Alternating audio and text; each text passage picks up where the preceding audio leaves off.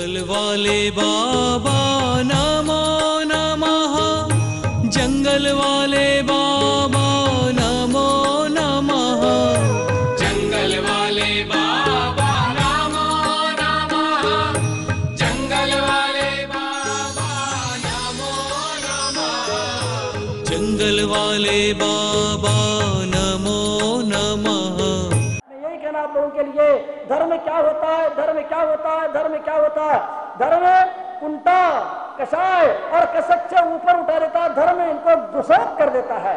लेकिन यहाँ पर आने के बाद भी तुम्हारी कुंटा कषाय और कसक समाप्त नहीं होती है और तुम खुल नहीं पाते हैं और तुम्हारा दिल नहीं खुल पाता है, तुम्हारा मन नहीं खुल पाता है और तुम सहज नहीं हो पाते हैं, तो समझ लेना अभी तुम धर्म से बहुत दूर है। धर्म सहज बना देता है, सरल बना देता है और इतना सहज और सरल बना देता है। बंधुओं, आप लोगों का परम सौभाग्य। मैं यही कहना चाहूंगा कि वास्तव में यह इंद्रध्वज महामंडल विधान, ऐसा विधान, ऐसे भव्य आयोजन और वो भी 10 लक्षण महान पर्व में, कम से कम 10 लक्षण महापर्व में पाप से बचने का सौभाग्य मिलेगा।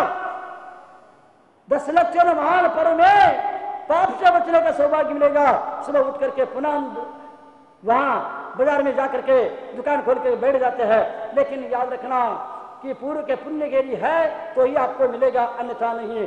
कभी कभी सम्यक दृष्टि पुण्य को प्रधानता देता है, पैसे को नहीं। धर्म को प्रधानता देता है, धन को नहीं। वह सब कुछ उनका श्रम, सब कुछ जो कुछ होता है वह धर्म के लिए होता है, कल्याण के लिए होता है। इस अवसर को कभी गंवाता नहीं है। बंधुओं, उत्साहित करने के बहाने से हतोत्साहित करना भी बहुत बड़ी बात होती है और उत्साहित करने के नाम पर हतोत्साहित करने वालों से धर्मात्मा दूर रहता है। और हमारे समाज की स्थिति आदि का ज्ञान भी ये इसके माध्यम से होता है। अभी हमारे पूर्व में एक वक्ता बोल रहे थे और उन्होंने कहा कि आपकी उपस्थिति को लेकर के, मैं तो कहूँगा आपकी उपस्थिति को लेकर के मैं आश्चर्यचकित नहीं हूँ, आपको मनस्थिति को लेकर के आश्चर्यचकित हूँ। आपकी मनस्थिति, संसार के स्वरूप को समझने के बाद भी हम अपने राग द्वेष और कषाय से उठ नहीं पाते हैं, धर्म तक पहुंच नहीं पाते हैं और उसी में सिमट कर रह जाते हैं। सर्वनाश स्वीकार हो जाता है, लेकिन धर्म करना अथवा इससे ऊपर उठने की मानसिकता हमारी नहीं बन पाती है। यह हमारा दुर्भाग्य होता है। उपस्थिति मायने नहीं रखता है, मनस्थिति बहुत महत्वपूर्ण है। जैसे अच्छी मनस्थिति रहेगी तो अच्छी उपस्थिति भी होगी निश्चित रूप से। यदि हमारी मनस्थिति ठीक नहीं है तो उपस्थिति भी ठीक नहीं हो सकती है और न ही प्रस्तुति ठीक हो सकती है। प्रस्तुति और उपस्थिति के लिए मनस्थिति को टटोलने की आवश्यकता है। जैसे मनस्थिति होगी वैसे ही उपस्थिति होगी और वैसे ही प्रस्तुति भी होगी। बंधुओं, आपके प्रस्तुति से आपके मनस्थिति का ज्ञान हो जाता है, आपके सदुपयोग करने की मानसिकता से आपका धर्म का ज्ञान हो जाता है। कुंटा से, कषाय से और कसक से ऊपर उठने से आपका धर्म परायणता का ज्ञान और पहचान हो जाता है। मुझे पूरा विश्वास है यहाँ पर बहुत ही अच्छे माहौल के साथ ये कार्यक्रम संपन्न होगा और समय आते ही सब लोग उत्साहित होकर के काम करेंगे और अद्भुत आनंद लेंगे। जो आनंद धर्म में है वह धन में नहीं है, जो आनंद दान में है वह भोजन में नहीं है। बंधुओं, इन बातों को समझ लेंगे और संसार में समय तो यूं ही निकल जाएगा। आप विचार करो आपका समय कितना निकल चुका है, आप विचार करो आपका समय कितना निकल चुका है, कहां पहुंच गए हैं और आपका समय बचा कितना है। कोई 60 साल का हो गया, कोई 70 साल का हो गया। और तो और मेरे को आश्चर्य लगता है, मैं कल चिंतन कर रहा था रात में कि सिर्फ 100 रुपए रखना भी ये धर्म का अपमान तो नहीं है क्या? उनके लिए भोजन भी दिया जा रहा है, सब कुछ देना भी, मतलब हमारे मन भी इतने भी उदारता धर्म के प्रति नहीं है। धर्म के लिए तो पूरे शक्ति लगा करके काम करना चाहिए। सिर्फ 100 रुपए और वो भी इतने दिन के लिए, और भोजन भी, द्रव्य भी, आनंद भी, संगीत भी, पूजन भी, इसके लिए सिर्फ 100 रुपए। हम एक बाजार में जाते हैं, नकली का आंखों में गले में हार खरीदने के लिए चले जाते हैं, 1000 रुपये यूं उड़ा करके आ जाते हैं।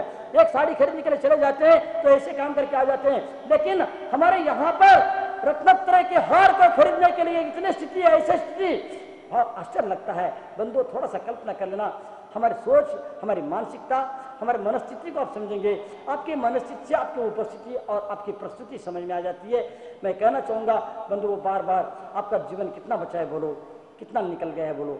आज सुन रहे चारों ओर नदियों में बाढ़ आ रही है, गंगा में बाढ़ आई है, जमुना में बाढ़ आई है, नर्मदा में बाढ़ आई है, अनेक बड़े हिंदुस्तान के सारे बड़ी बड़े नदियों में अनेक प्रकार की तबाही मचती जा रही है। जिस प्रकार ये बाढ़ आ जाती है, ये पाप के बाढ़ आपको बहा करके न ले जाए, मेरे को चिंता लगी रहती है। पाप के बाढ़ में बह करके आप संसार परिभ्रमण न करें। ये बाढ़ ऐसी बाढ़ है, इसको कोई बचा नहीं सकता है।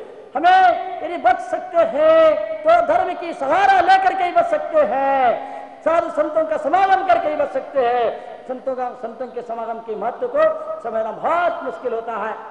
मैं महाराष्ट्र में था, 94 की बात है, मैं चातुर्मास कर रहा था। उस समय 4 महीने लगातार एक मुसलमानों की मुखिया वह मंदिर में बैठ करके अपने घर में बैठ करके प्रवचन सुनता था। लेकिन पिंची परिवर्तन के दिन संयम उपकरण के बारे में, संयम के बारे में जब कथन किया, दूसरे दिन उन्होंने समाज के लोगों से कहा मैं महाराज सिर से मिलना चाहूंगा।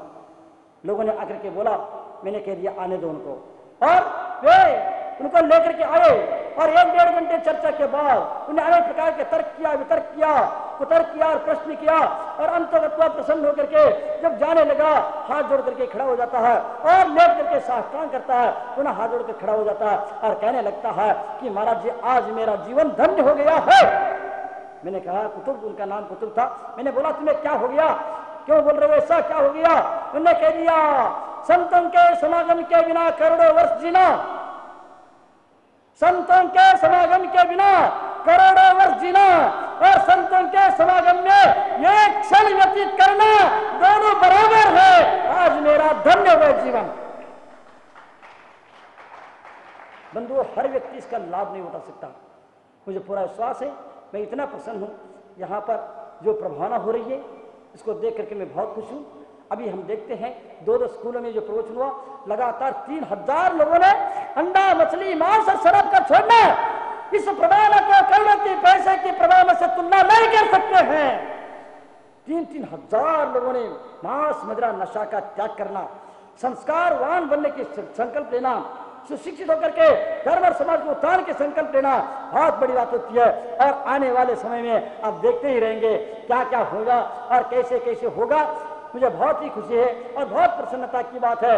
मुझे विश्वास है, अब मुझे लग रहा है कम से कम 5-6 स्कूल के लोग और आगे सामने खड़े हैं। और इसके साथ ही एक शिक्षक सम्मेलन भी होने जा रहा है 5 सितंबर को, और कम से कम 1000 से अधिक शिक्षकों की उपस्थिति होने की संभावना है। और ऐसे भव्य कार्यक्रम और ये जो लाभ हर व्यक्ति नहीं उठा सकता है, वो भरत चक्रवर्ती के 923 जी निगोद से निकल करके आए और एक बार त्रस पर्याय में आए। त्रस पर्याय से निकल करके सीधे कहां पहुंच गए कि मनुष्य पर्याय को प्राप्त करके निर्वाण को प्राप्त हुए। बंधुओं, वो उनका भी कल्याण हो सकता है। जिनका पुण्य है, जो परमात्मा बनने की क्षमता रखता है, पात्र होता है, मुक्ति के पात्र होता है, वही पात्र बन सकता है, वही धर्म कर सकता है। हर व्यक्ति की वश की बात नहीं। संसार परिभ्रमण करने वालों के लिए इसके लिए फुर्सत नहीं हो सकती है।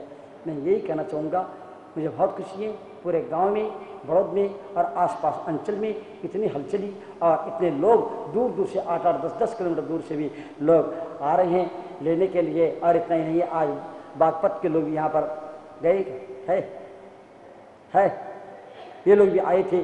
उनका भी कहना है कि महाराज 10 दिन के 15 दिन के लिए हमको भी समय दे दो। मैं यही कहना चाहूँगा, वास्तव में पुण्य के बिना सब कुछ नहीं मिल सकता है। अच्छी चीज़ हर किसी को नहीं मिल सकती है, अच्छी चीज़ का लाभ हर कोई उठा नहीं सकता। गलत काम में सम्मिलित होना बहुत आसान है। विधान में पंडित जी को इतना बोलना पड़ता है, इसके लिए इतना बोलना सम्यक दृष्टि स्वयं स्फूर्ति से काम करता है। जंगल वाले बाबा नमो नमः, जंगल वाले बाबा